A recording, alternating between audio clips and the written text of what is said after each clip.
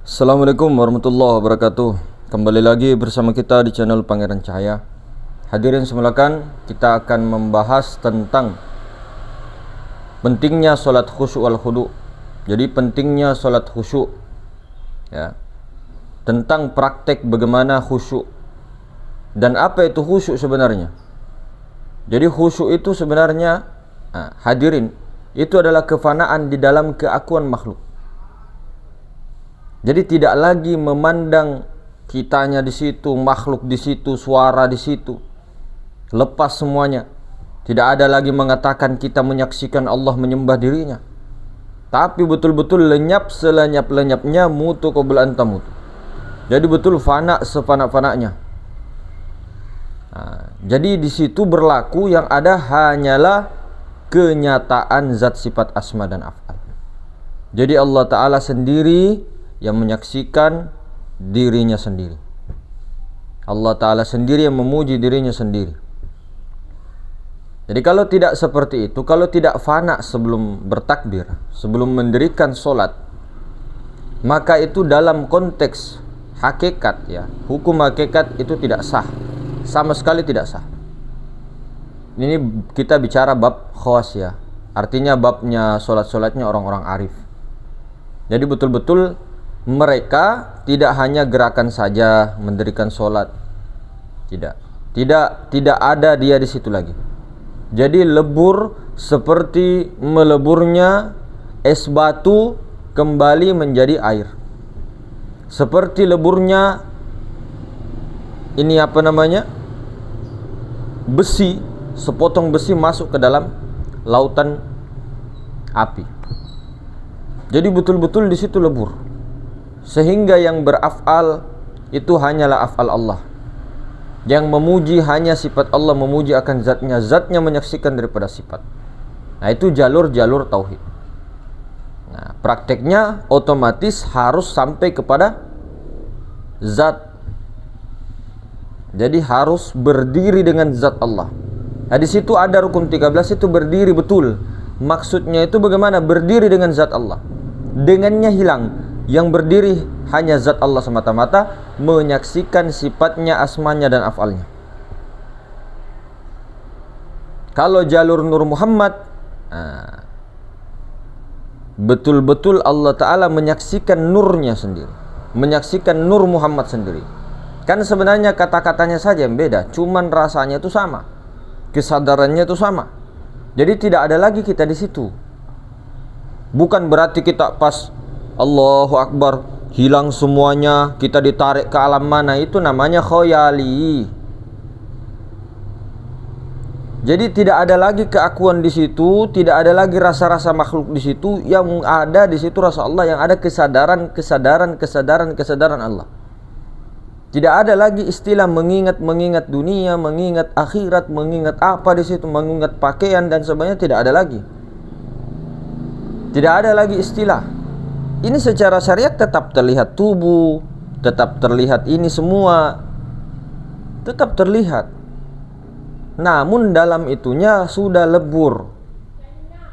Sudah lebur. Jadi betul-betul ketika melebur kepada zat Allah, jangan hanya mengatakan bahwa Allah Subhanahu wa Ta'ala itu zat, kemudian sifatnya itu kita. Tidak.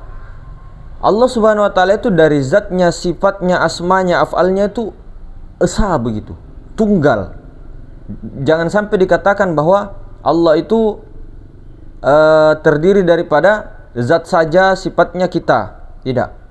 Memang Allah itu nama zat, ismu zat. Tapi zat itu tidak sekutu. Tidak ada sekutu dengan zatnya, sifatnya, asmanya dan af'alnya. Jadi sebelum betul-betul, ya, mendirikan solat itu betul-betul fana dulu. Fanakan keakuan makhluk itu. Bukan hilang tidak tahu entah kemana, tidak. Jadi masih itu dalam posisi syariat itu kelihatan angkat tangan dan sebagainya. Tapi bukan lagi dia di situ. Jadi sulit membahasakan bahasa rasa. Bahasa ini sulit.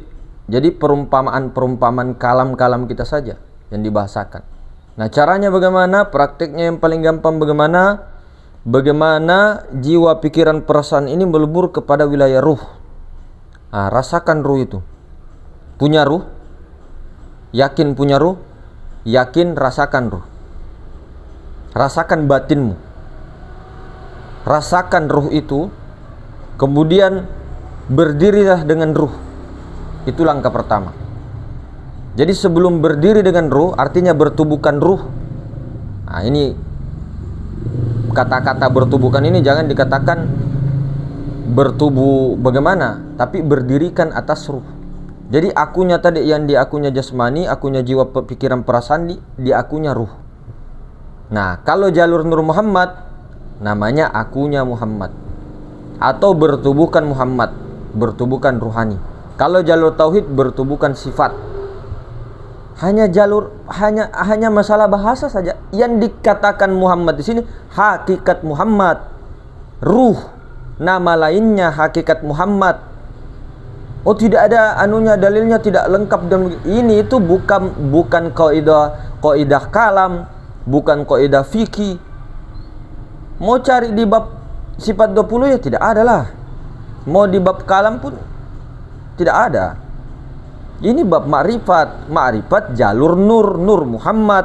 Yang dimaksud itu hakikat Muhammadiyah yang ada pada diri, bertubuhkan Muhammad. Bagaimana cara bertubuhkan Muhammad? Pandangi dulu Nur Muhammad tuh, pandangi dulu luar dalam. Tapi rasakan aja yang di dalam itu, pandangi ruhani. Pandang, bukan dihayal-hayalkan, tidak. Itu hanya khoyali.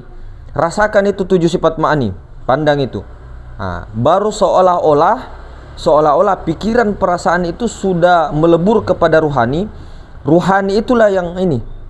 Jadi kita fana kepada ruhani, kita fana kepada Nur Muhammad, fana kepada Rasulullah.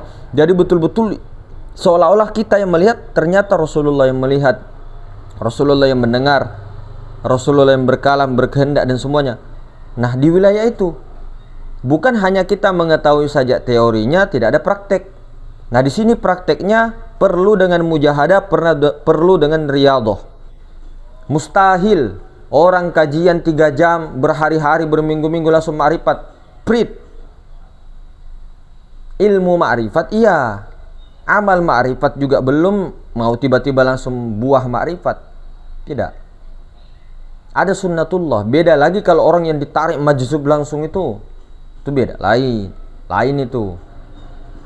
Jadi ada proses. Kenapa tidak langsung kita kepada Allah, melebur kepada Allah? Lah itu Nur Muhammad, hakikat Muhammad itu sifat Allah, ruh.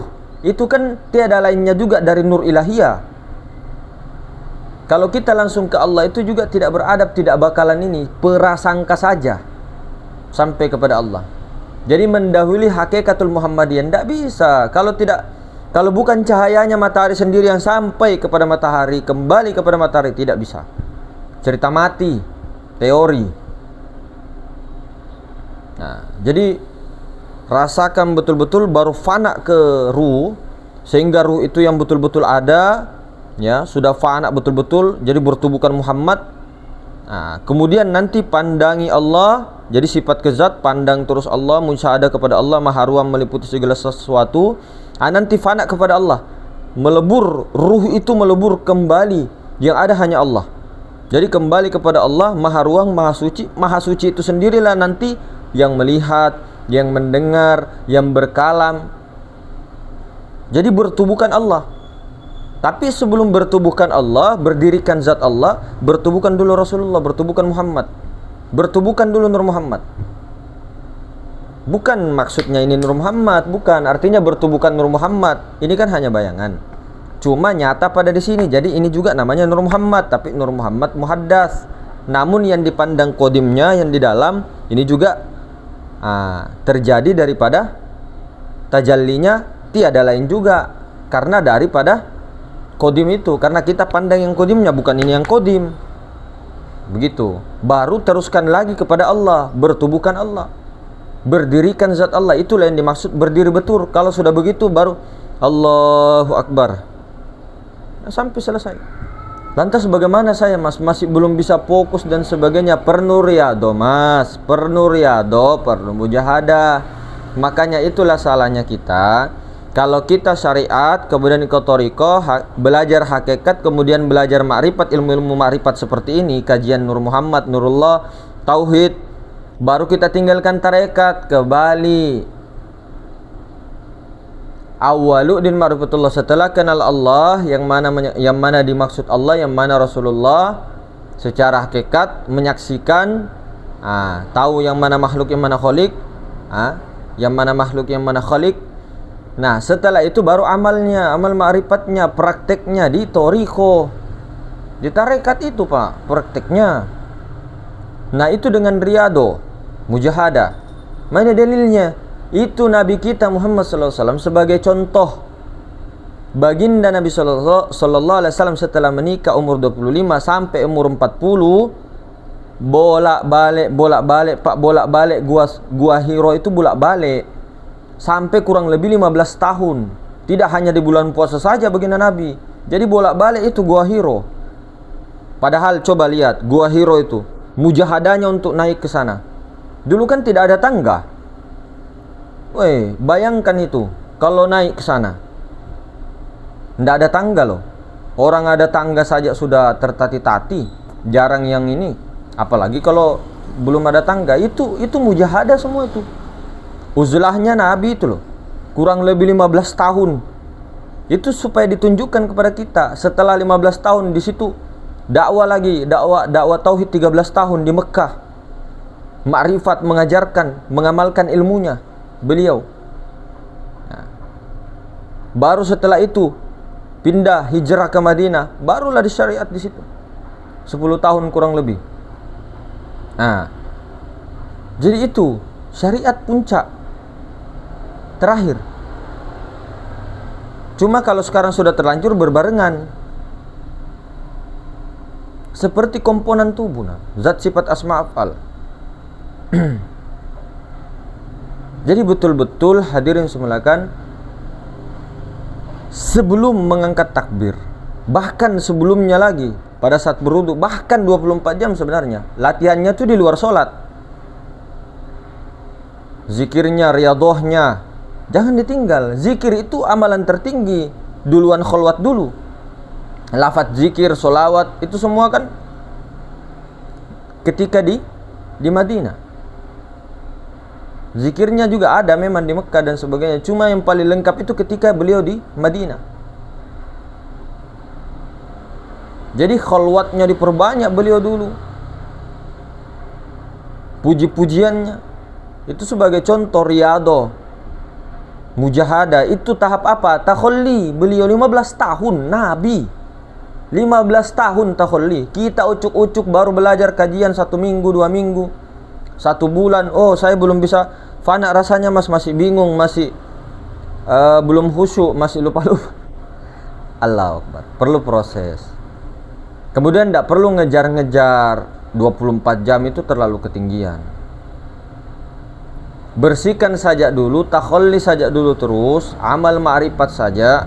Bagaimana dengan itu tadi prosesnya? Kalau kita tidak mau melalui 7 pelajaran atau ikut toriko-toriko, itu langsung banyak-banyak sholawat, pandangi Nur Muhammad luar dalam, pandang terus sampai fana. Kalau sudah fana ke situ Nur Muhammad sendiri, seolah-olah kita Nur Muhammad, seolah-olah ya, Nur Muhammad itu sendiri yang memandang musyahadah kepada Allah. Nanti fana di situ sendiri, bertubuhkan Allah, nanti bako, secara tidak langsung bako.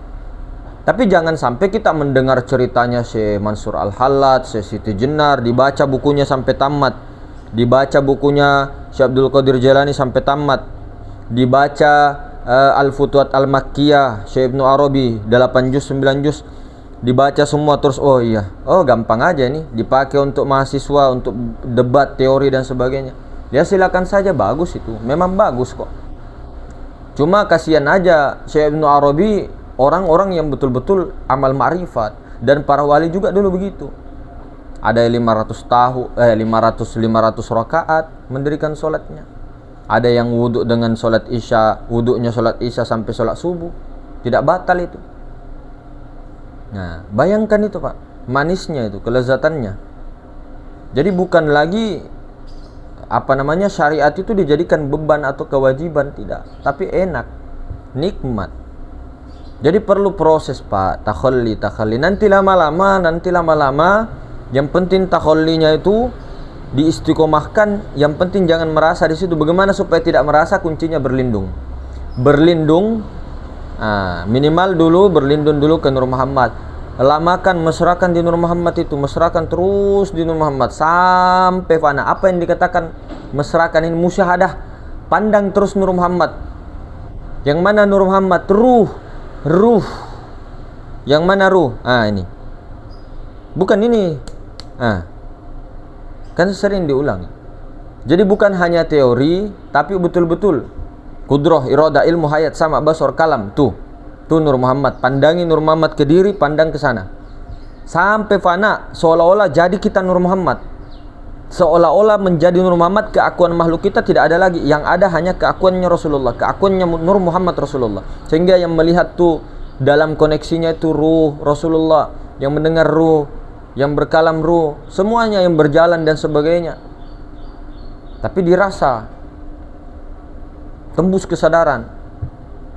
Itu amal prakteknya begitu. Jadi jangan terlalu ilmu boleh, tapi kalau terlalu kebanyak ilmu baru dipraktek, kasihan nanti itu akan selamanya akan kabur-kabur terus. Kalau sudah paham ilmu teori ma'rifat sambil sudah paham hakikat, akidahnya sudah ini kodim, makhluk sudah paham, ma'rifat juga sudah paham, amal ma'rifatnya dijaga. Boleh sambil cari ilmu, Mas. Ilmu ma'rifat boleh. Cuma jangan kalau sudah belajar kemudian ditahqiq betul-betul sudah sampai di situ, paham secara teori, tinggal amal saja. Jadi jangan diacak-acak lagi tuh, jangan diacak-acak lagi. Tancapkan itu, konsistenkan itu sudah. Kalau mau nanti diganti, ganti. Kalau tidak cocok. Begitu. Jadi jangan dulu terlalu banyak, sementara kita ini masih dalam keadaan bingung. Kecuali orang yang sudah merasakan betul-betul fana, sudah betul-betul tidak bingung-bingung lagi dan sebagainya, itu ilmu apa saja itu makan semua, lahap. Karena betul-betul sudah merasakan, sudah betul-betul menjalani dan terus-terus continue. Jadi ketika ada paham ini, paham. Tidak terjadi lagi kebingungan dan keraguan-raguan, was-was. Nah, setan ini dari dalam darah kenyataannya itu wujud kepada pikiran perasaan, inilah yang selalu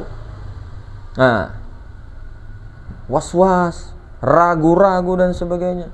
Itu aja jalannya tadi, itu aja dulu jalannya. Kalau kita tidak mau terlalu ribet, kalau kita malas dan sebagainya, musyahadahkan dulu itu Nur Muhammad, musyahadahkan terus sambil solawat, perbanyak solawat. Nanti kalau sudah fana, musyahadah lagi kepada Allah. Bagaimana caranya musyahadah Allah? Kalau sudah dikasih tahu, sudah dibukakan futuhatnya oleh Allah Subhanahu Wa Taala, baru nanti fana kepada Allah. Nah, tinggal itu dijaga sambil prakteknya di mana, Mas? Kalau saya tidak punya toriko, yaitu ilmu syariat itu. Kamu mendirikan sholat, yaitu toriko. Itu torikotul Muhammadiyah, sambil amal ma'rifat di situ. Zikir, kamu sholawat, itu toriko semua itu. Cuma lebih bagus juga kalau kamu dapat juga toriko muktabaronya, ada sanatnya begitu, karena ambil berkahnya, karena itu juga dari Rasulullah.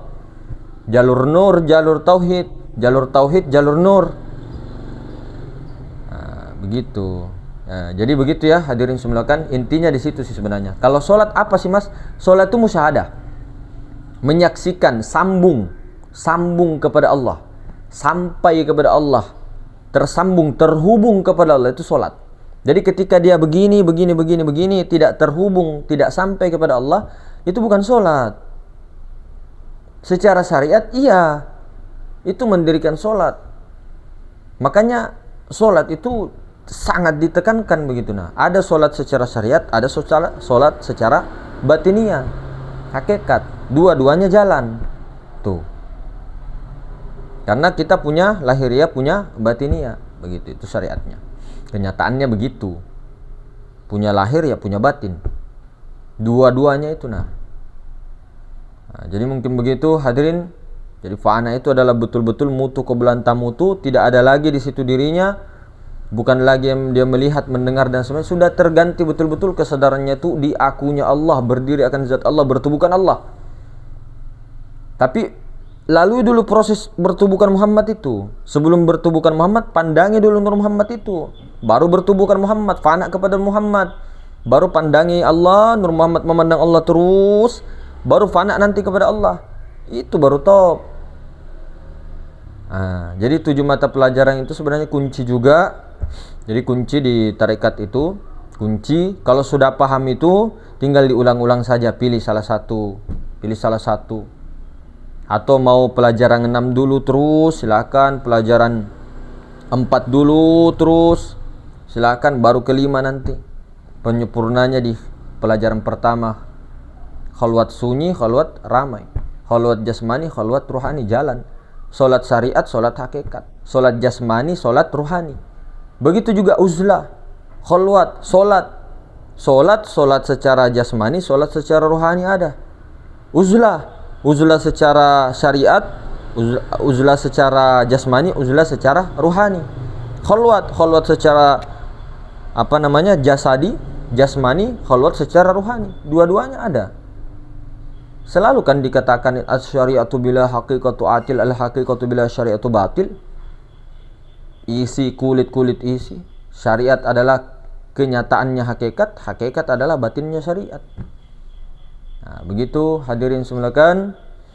Mungkin begitu ya. Semoga senantiasa diistiqomahkan dalam amal ma'rifat, tidak bingung-bingung, dan betul-betul tertancap keyakinan sampai betul-betul isbatul yakin, dan harus wajib untuk dialami sendiri, dirasakan sendiri, dicuburi sendiri, menyelam kepada diri sendiri.